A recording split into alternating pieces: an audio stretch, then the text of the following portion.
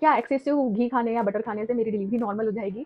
ऐसा बिल्कुल नहीं है। आप जो भी घी और बटर एक्सेसिव खाएँगी वो आपकी आंतों में जाएगा, आपकी इंटेस्टाइन में जाएगा, वो बेबी तक नहीं जाएगा या आपकी यूट्रस तक नहीं जाएगा। तो पुराने जो लोग बोलते हैं घी खाने से बच्चा ईज़िली फिसल जाता है, ऐसा नहीं है। आप खाइए लेकिन एक गुड अमाउंट में। एक्सेसिव खाने से बहुत ज़्यादा फैट गेन हो सकता है, आपको बहुत ज़्यादा वेट गेन हो सकता है, जो कि आपको बाद में प्रॉब्लम क्रिएट कर सकता है। क्या फूड क्रेविंग नॉर्मल है प्रेगनेंसी में? Yes, it is absolutely normal. ऐसा नहीं है कि अगर किसी को फूड क्रेविंग हो रही है इसका मतलब कुछ न्यूट्रिशनल डेफिशिएंसी है। हाँ, अगर आपको नॉन एडिबल चीज़ों की खाने की क्रेविंग हो रही है, जैसे आप हम सॉइल को देखते हैं, मिट्टी को देखते हैं, पेंट को देखते हैं और उसे खाने की इच्छा हो रही है, तो इसे हम अपनी लैंग्वेज में साइंटिफिक लैंग्वेज में पाइका बोलते हैं, जो कि बेसिकली आयरन डेफिशिएंसी के कारण हमें होता है। सो ये क्रेविंग एबनॉर्मल है, बट आपको कुछ एडिबल फूड की खाने की अगर क्रेविंग हो रही है, जो कि बहुत कॉमन है प्रेगनेंसी में, सो वो अनहेल्दी नहीं है। क्या मेरा बच्चा केसर या फिर नारियल खाने से जुड़ा होगा? ये एक बहुत बड़ा मिथ है। जो बच्चे का कलर होता है, बच्चे की जो स्किन टोन होती है, वो डिपेंड करती है जेनेटिक्स पे। उनके माँ-बाप, उनके ग्रैंड-पेरेंट्स, उनके कलर जो होता है वो बच्चों को आता है। ऐसा फूड नहीं है कि कोई हम केसर बहुत खाएँ या फिर हम बहुत नारियल खाएँ तो उससे बच्चा गोरा होगा। ये एक बहुत बड़ा मिथ है। ये ओल्ड वाइज टेल्स है कि ड्राई फ्रूट खाने से आपको मिसकैरेज हो सकता है। ऐसा नहीं है, आप ड्राई फ्रूट्स खा सकती हैं, काजू, बादाम, पिस्ता, वॉलनट, ये सब कुछ बहुत हेल्दी है, good source of healthy fat है, प्रोटीन है। आपको अगर बहुत ज़्यादा डर लगता है तो इसको रात को प्रॉपर्ली सोक कर लीजिए। सोक करने से एक फ़ायदा ये होता है कि ये सॉफ्ट हो जाता है और आपको डाइजेशन में प्रॉब्लम नहीं होती। तो ये सारी चीज़ें सेफ हैं, आप इसे बेहिचक प्रेगनेंसी में ले सकती हैं। क्या सैफ्रॉन या केसर खाने से अबॉर्शन हो जाता है? ये भी एक बहुत कंफ्यूजिंग फैक्ट है। कुछ लोगों का मानना है कि केसर खाने से अर्ली प्रेगनेंसी के टाइम पे अबॉर्शन हो जाता है। मैं ये बोलूँगी अगर आप 1 या 2 पीस ऑफ जो थ्रेड होती है केसर की, वो अगर आप दूध में डाल के लेती हैं, सो वो हार्मफुल नहीं है, वो बल्कि हेल्दी है क्योंकि केसर में भी बहुत से एंटीऑक्सीडेंट्स होते हैं। क्या कोकोनट वाटर लेने से बच्चे के बाल बहुत घने या डेंस होंगे?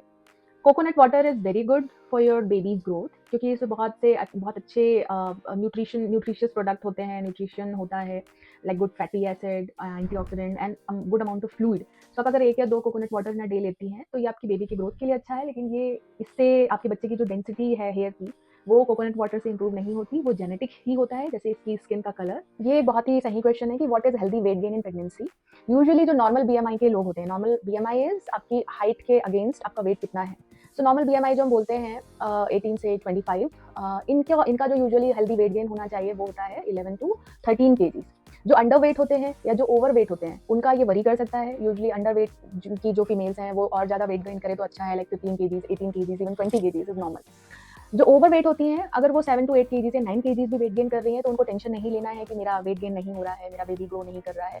ऐसा नहीं है, आपके लिए जिनका बीएमआई 25 से ज़्यादा है, इतना वेट गेन भी इनफ है। यूजुअली ये जो वेट गेन होता है, ये सिर्फ फैट का नहीं होता है, सिर्फ बेबी का नहीं होता, बहुत सारी चीज़ें होती हैं आपके बॉडी में ब्लड का लेवल बढ़ता है, ब्रेस्ट का साइज़ बढ़ता है, यूट्रस का साइज़ बढ़ता है, बेबी ग्रो होता है, बेबी के अराउंड जो फ्लूइड होता है, वो बढ़ता है। आपके बॉडी में थोड़ा-सा फैट डिपोज़िशन होता है, जो कि ब्रेस्ट मिल्क प्रोड्यूस करने के लिए प्रेगनेंसी के बाद जब आप लैक्टेट करेंगी, आप बच्चे को ब्रेस्ट फीड कराएँगी, तो यही डिपॉज़िट जो फैट है, ये बेबी के लिए मिल्क बनाने का काम करता है। सो ये बात हुई हेल्दी वेट गेन के बारे में। क्या मुझे 2 लोगों के बराबर खाना खाना है? बिल्कुल नहीं, आपको नॉर्मल डाइट लेनी है। फर्स्ट ट्राइमेस्टर में आपको यूजुअली एक्स्ट्रा कैलोरीज़ की ज़रूरत नहीं होती। इवन सेकंड ट्राइमेस्टर जो बीच के 3 महीने होते हैं, उसमें भी आप same diet, same amount of diet continue कर सकती हैं। कुछ हेल्दी डाइट, कुछ हेल्दी ऑप्शंस के एडिशन के अलावा। थर्ड ट्राइमेस्टर में आपको 400 या 300 calories in a day extra चाहिए होती है क्योंकि बेबी बहुत फास्ट से ग्रो करता है, तो वो आपको 1 या 2 एक्स्ट्रा चपाती से भी मिल सकती है। उसके लिए ये बिल्कुल भी आपको ज़रूरत नहीं है कि आप 2 लोगों के बराबर का खाना खाएँ। ये तो बहुत सारी फिश ऑयल में मिलता है, लेकिन कई वेजिटेरियंस के साथ रिस्ट्रिक्शन होता है कि वो नहीं खा सकते हैं। तो उसके लिए आप फ्लैक्स सीड्स, अलसी जो होता है उसको रोस्ट करके या डायरेक्टली खा सकती हैं। फ्लैक्स सीड ऑयल ले सकती हैं, मस्टर्ड ऑयल प्रेफर कीजिए अपने खाने कुकिंग के लिए। इसके अलावा वॉलनट्स भी आप ले सकते हैं। सो ये सारी चीज़ें good source of omega 3 fatty acid है। बहुत से बुजुर्ग महिलाएं मेरी जो फीमेल जो प्रेग्नेंट लेडीज़ हैं, उन्हें मना करती हैं कि गुड़ मत लो, गुड़ गुड़ बॉडी के लिए बहुत गर्म होता है। जैगरी खाने से आपको मिसकैरेज हो सकता है, प्रीटर्म लेबर पेन्स हो सकते हैं। सो ये भी एक मिथ है। गुड़ जो ब्राउन गुड़ होता है वो बहुत अच्छा सोर्स होता है आयरन का। आप इसको चने के साथ मिक्स करके खाएँगी तो आपको आयरन एंड चने से जो प्रोटीन मिलता है, ये दोनों आपको एडिक्वेट अमाउंट में मिलेंगे। आपके बेबी की ग्रोथ के लिए बहुत अच्छा है। इवन हमारी जो सरकार है, हमारी जो इंडियन गवर्नमेंट है, उन्होंने अपनी स्कीम में इसे ऐड किया है फीमेल्स को बाँटने के लिए, जो आंगनबाड़ी वगैरह में जो ये डिस्ट्रीब्यूट किया जाता है ताकि उनको एक गुड अमाउंट ऑफ प्रोटीन और आयरन एंड न्यूट्रिशन मिल सके।